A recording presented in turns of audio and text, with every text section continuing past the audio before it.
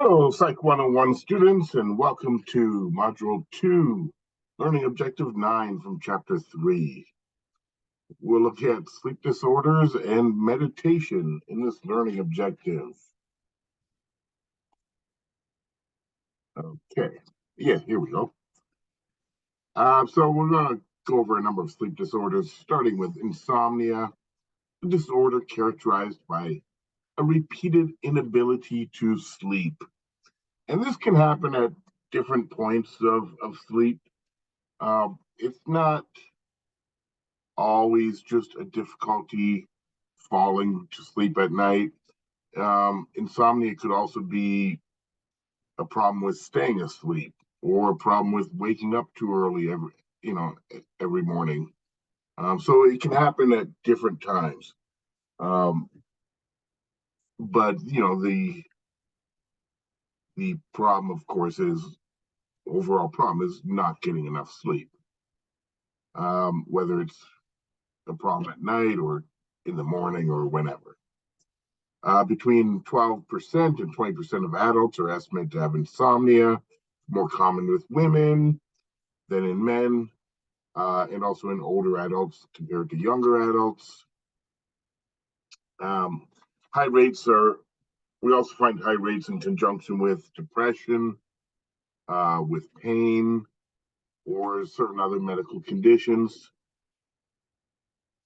One common therapy is called cognitive behavior therapy. We'll look at this more in a later module, and it's found to be particularly effective.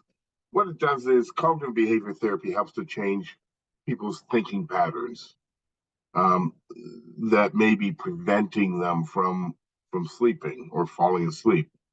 Because sometimes it is just a mental situation that needs to be overcome. And so they've had a lot of success with this, just getting people to think differently when they go to bed to sleep. Okay. Oh yeah. Also, of course, there is drug therapy. You can take sleeping pills to help sleep, or people taking antidepressants that also helps with insomnia. The thing about sleeping pills, though, is they were really always meant to be a temporary solution for people suffering from insomnia.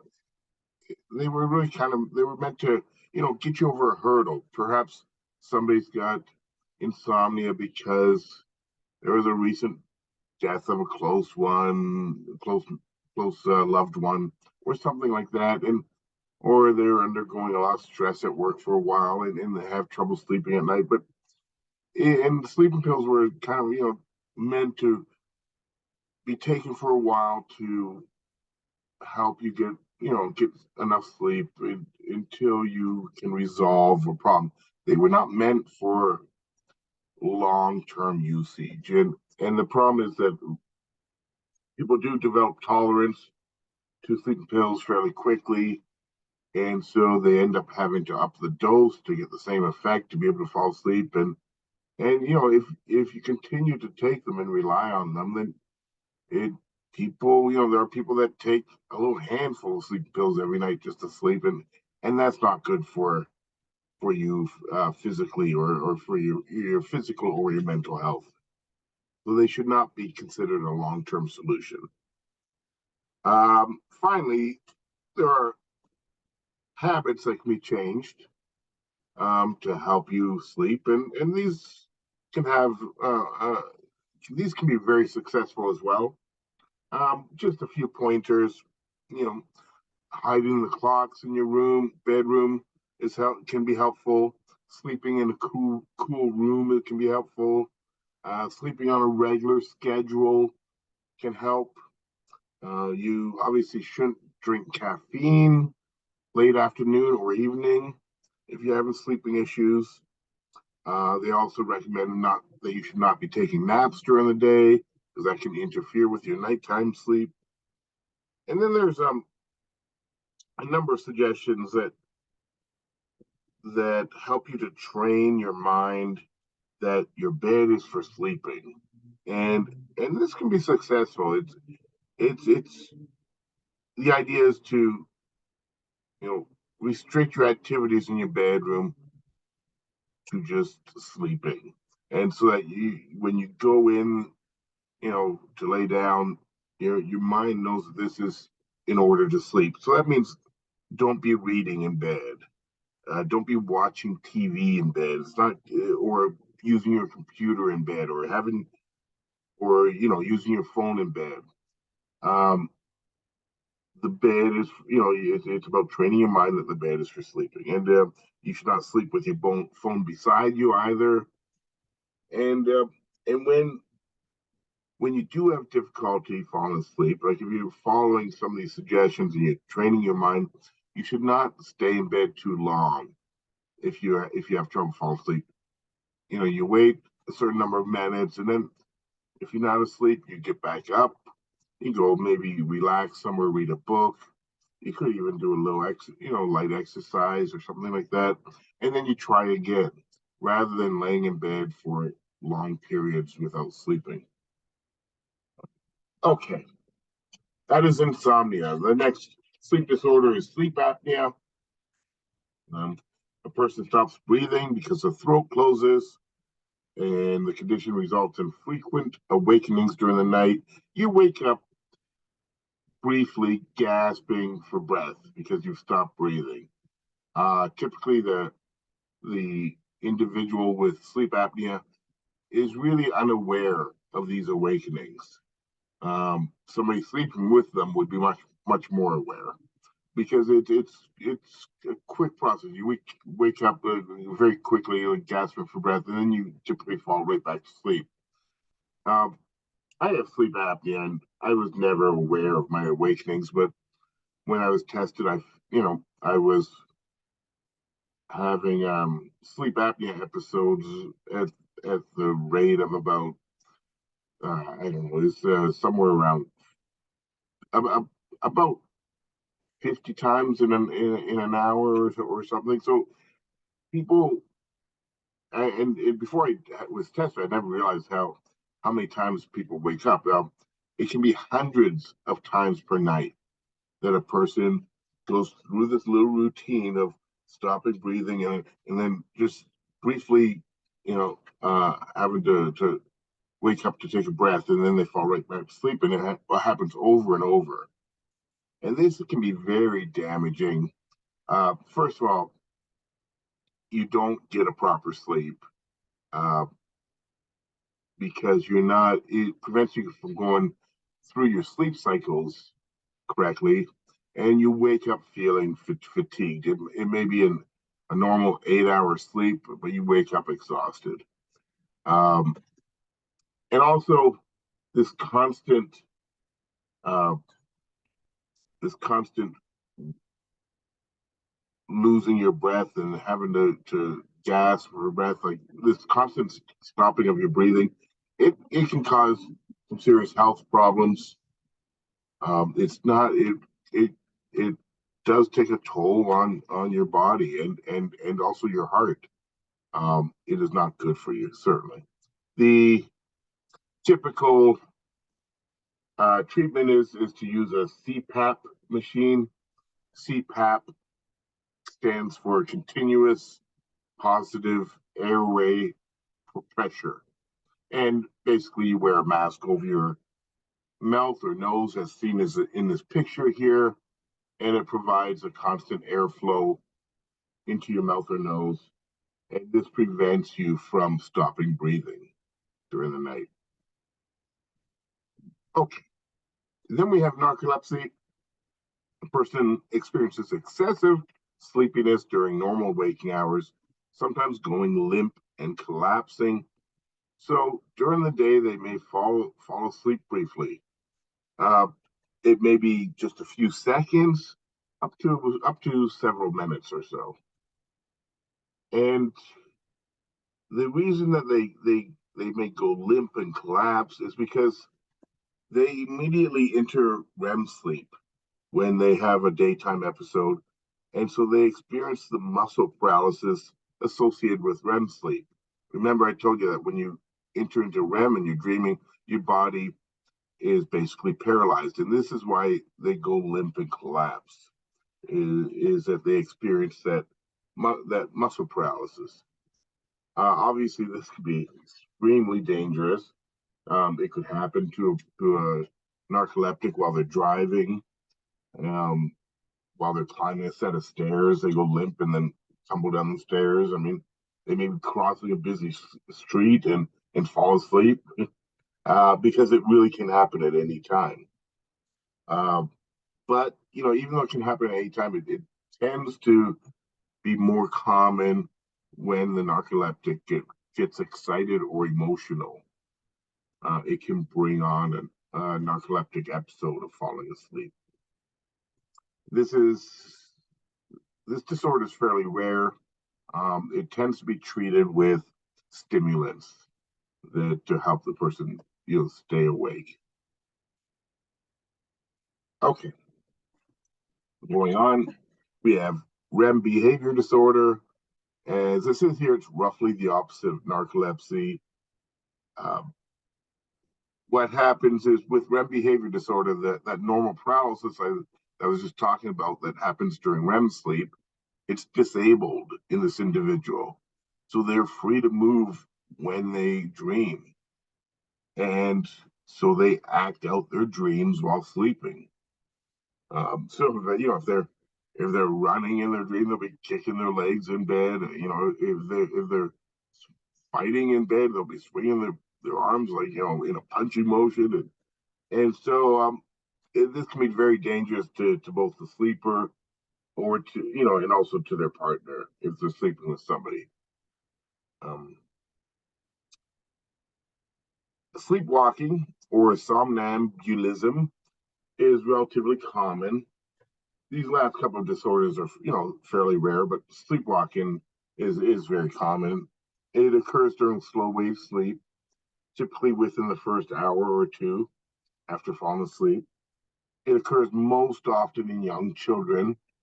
Um, it's about at a rate of 15 to 30% of children experience sleepwalking. So that's like about 1 in 4 or 1 in 5, like somewhere in that range. So it is, like I said, very common, especially in children. In adults, a little bit less so. It's only about 3 to 5% of adults. So about 1 in 20 or 1 in 25 adults would sleepwalk. There's a couple of myths associated with sleepwalking. Um, One is that a lot of people believe that there's the sleepwalking is they're basically kind of acting out a dream, like in the REM behavior disorder that I talked about. But people that sleepwalk are not dreaming. They are not in a REM state. Um, they're in a different alternate state of consciousness, but it's not a dream state. Um, that's one myth is that they're dreaming, and that's incorrect. The second is, and I remember hearing this when I was younger, that you should never wake up a sleepwalker. It's dangerous to wake them up, and that's total totally wrong. It's perfectly okay to wake a sleepwalker, or you could just guide them back to bed. Especially with children, you don't have to wake them up. After you just take them by the shoulders, you kind of guide them back to their bed, have them lay down again. Um, it's actually much safer to wake them or to put them back to bed than to let them keep sleepwalking. People can certainly harm themselves during a sleepwalking episode. Um, and in extreme cases, people have driven cars while sleepwalking. They've cooked things like on a hot stove while sleepwalking. You know, so people will do intricate behaviors like going to make themselves some food or during a sleepwalking episode. So it can be dangerous. I mean, people have fallen out of windows and things like that, or fallen downstairs. So go ahead and wake them up, or at least get them back to bed one way or another. Okay, so those are some sleep disorders. take a quick look at meditation. I'm just going to read what's here. I have nothing to add to this slide. It's a practice in which intense contemplation leads to a deep sense of calmness, which has been described as an altered state of consciousness. And we see a couple of meditators here in this picture. There are three different types of meditation that I want you to keep straight. Concentrative meditation. This is where you focus your mind on one thing. It might be your breathing pattern. It could be a mental image that you focus on, or it could be a specific phrase, often called a mantra. Okay, mindfulness meditation. In this type, you let your thoughts flow freely, so you're not specifically concentrating on one thing. You just let your thoughts flow, but you don't examine them or react to them. You just you're aware of what your thoughts are, but you don't like chase them. Like I say, you don't react to them. You don't try to analyze them. You just kind of let them flow through your mind. And then finally, a popular type of meditation in the Western world is TM, or transcendental meditation. With this type of meditation, you meditate with great concentration for 20 minutes twice a day, and it helps you. I mean, and I don't know much more about that, about what they mean by great concentration, but results have shown that meditation generally leads to improvements in health outcomes, cognitive processing, and brain function. Specifically, research on TM, transcendental meditation, has shown that it can result in improved health outcomes as far as blood pressure, fatty acid, and cholesterol levels, as well as signs of diabetes. But it's hard to evaluate which aspects of TM are most effective. And finally, let's take a look at one experiment showing meditation benefits. And what these fMRI pictures show is they're showing a brain area that tends to be less active when a person is sad. So there's these little areas in the brain, this little area in the brain, and when you're sad, that the activity in that area decreases.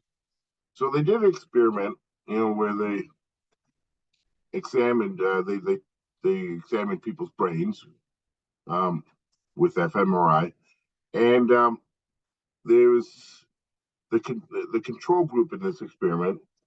They didn't have any kind of meditation training, and they had them watch these sad clips, and as expected, this area in the brain became less active because the people responded to these sad clips by feeling sad, and so this area showed less activation. However, the experimental group, they underwent 8 weeks of meditation training, and then watched. They were in the same situation, watching the same clips, and their brain areas, these brain areas remained active for them, meaning that they were feeling less sadness after watching these sad clips due to the meditation training. So that's one experimental piece of evidence that can help you with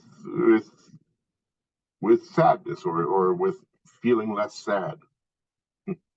And that will conclude learning objective 9.